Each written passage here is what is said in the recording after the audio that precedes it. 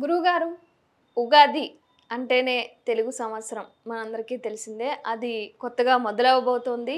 మరి కొత్త సంవత్సరంలో తులారాశి వారి జాతకం ఎలా ఉండబోతోంది? ఓం శ్రీ మాత్రే నమః. ఓం నమ శివాయ. ముందుగా తులారాశి గల వాళ్ళకి ఆదాయ బలం అనేది 6గా ఉంటుంది, ఖర్చు 3, రాజపూజ్యతం 5, అవమానం 3. వీళ్ళ జాతక బలాల్లో ముఖ్యంగా వీళ్ళకి ఆరోగ్యం కరెక్ట్గా ఉండదు. గత సంవత్సరం నుంచి చాలా వరకు నలిగిపోతుంటారు. ఇంట్లో కుటుంబం మనశ్శాంతి కొంచెం దూరం అవుతుంటుంది. చదువు పరంగా కొంచెం దూరంగా ఉంటాయి. తెలివితేటలు ఉన్నా కూడా దాన్ని ముందుకు నడిపించుకునే విధానాలు తక్కువగా ఉంటాయి. డబ్బు సంపాదిస్తారు కానీ మిగలబెట్టుకునేది తక్కువ. తర్వాత వీళ్ళు కొన్ని తప్పులు చేస్తుంటారు. ఆ తప్పులు ఏంటంటే అంటే అధికంగా అప్పులు చేయడం. ఈ అప్పుల వల్ల ఇంకా అప్పులు అయిపోవడం. దానివల్ల వీళ్ళు మానసికంగా నలిగిపోతుంటారు. ఇంట్లో పెద్ద పెద్ద సమస్యలు వచ్చినా కూడా వాటిని ఎదుర్కోలేని పరిస్థితిలో ఉంటారు. మానసికంగా నలిగిపోతుంటారు. పెద్దవాళ్ళ మాటకి ఎదురు చెబుతుంటారు. ఆ ఎదురు చెప్పిన వాళ్ళ వల్ల వీళ్ళ కుటుంబంలో వీళ్ళని దూరం పెట్టేస్తుంటారు. వీళ్ళు దారి పెట్టడంలో మంచి స్థానానికి రాలేకపోతుంటారు.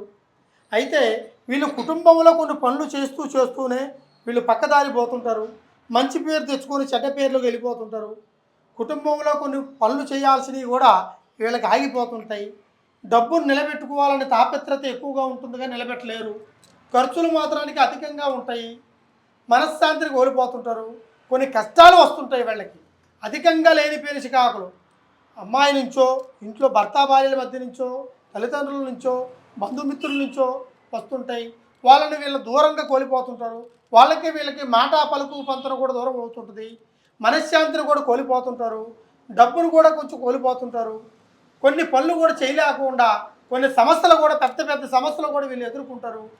కొన్ని గండాలు కూడా వీళ్ళకి వచ్చి పడిపోతుంటాయి. వీళ్ళు కొన్ని బతుకుదెరువు విషయంలో కూడా కొంతమంది హెల్ప్ చేసే వాళ్ళు కూడా చేయనీయకుండా చేస్తుంటారు. కొన్ని ఆర్థిక సమస్యలు కూడా ఎదుర్కొంటారు.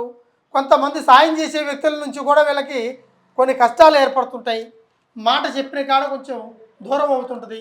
మనశ్శాంతి, ఆలోచన, ఆరోగ్యము, అతి సంకల్ప బలము, కుటుంబ బలము, ధన బలము, ధాన్య బలము, వ్యవసాయ బలము, అన్ని బలాల్లో వీళ్ళకి ముందుకు రావాల్సినవి కొన్ని తగ్గుతుంటాయి.